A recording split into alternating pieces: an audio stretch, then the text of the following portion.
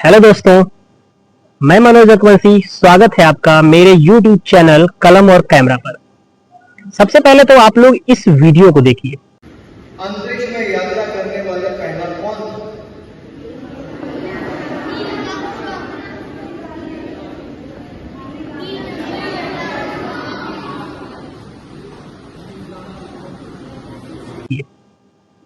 आप लोगों ने देखा, इसमें हमारे पूर्व केंद्रीय मंत्री अनुराग ठाकुर जी बच्चों के सामने कुछ बोलते हुए नजर आए हैं।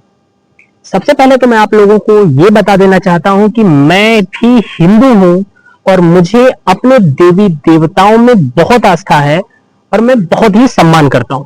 मैं भी एक बहुत बड़ा धार्मिक व्यक्ति हूं, लेकिन जो इस भाषण में, इस वीडियो में सामने आया है कि जो पूर्व मंत्री जी हैं, उन्होंने एक सवाल पूछा।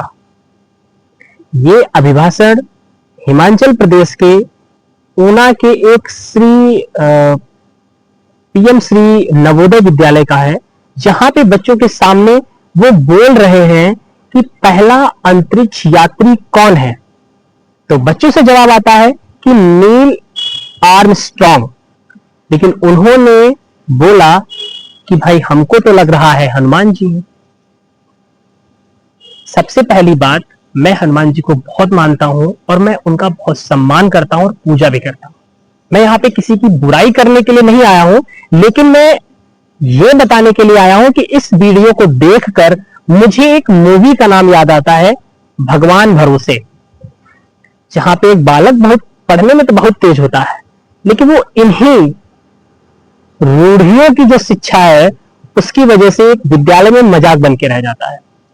जब विद्यालय में टेस्ट करने के लिए एक अधिकारी आए हुए होते हैं और उनके सामने उस बच्चे को खड़ा किया जाता है कि ग्रहण कैसे लगता है, तो वो बच्चा कहता है कि ग्रहण जो है राहु और केतु के बीच में आने से जो भी तो ग्रहण लगता है। ऐसा उनको एक पंडित जी ने सिखाया था, जो कि वो पढ़ने जाता था।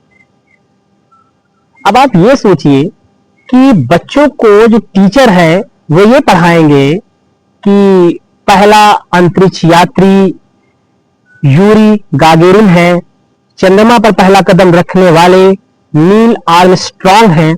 लेकिन अगर कोई नेता वहां पर आकर यह बोलेगा कि पहले अंतरिक्ष यात्री हनुमान जी हैं, तो बच्चों का मानसिक स्थिति गड़बड़ा जाएगी। उनको यही नहीं समझ में आएगा कि आखिर हम समझे तो समझे क्या। अगर पेपर में एक क्वेश्चन आएगा तो लिखे क्या।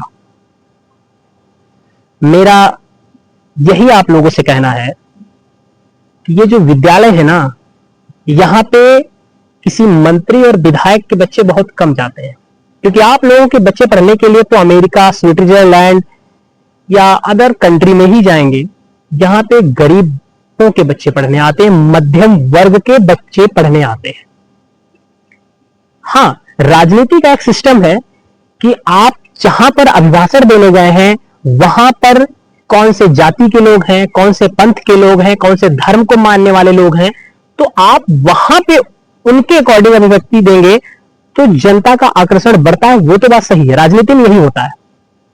लेकिन उस विद्यालय में जाएंगे जिन पे राजनीति का कोई असर नहीं है, वो एक एजुकेशन ले रहे, ग्रहण कर रहे, शिक्षा को ग्रहण करने वाले बच्चे हैं, और उनपे अगर हम लोग इस तरीके की बात को थोपेंगे तो शायद उनकी बौद्धिक विकास पे क्या असर पड़ेगा वो आप लोग अच्छी तरीके से समझ सकते हैं। और सबसे पहली बात तो मैं ये बताना चाहता हूं कि हमारा कोई भी ईश्वर, देवी देवता को हम लोग सदैव जानते आए हैं कि वो अंतरिक्ष में ही वास करते हैं। भाई, हमारे पूर्वज भी अगर कोई उनके सामने गलत काम करता है तो सबसे पहले वो यही बोलते थे कि सब ऊपर वाला देख रहा है। ऊपर वाला मतलब अंतरिक्ष में बैठे मेरे ईश्वर। वो कोई भी ईश्वर या देवी देवता है, वो तो सभी अंतरिक्ष में वास कर रहे हैं।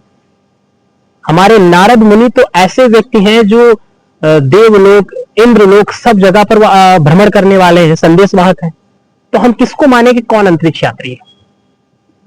सवाल ये नहीं है कि हम अपने धर्म का प्रचार कैसे करें।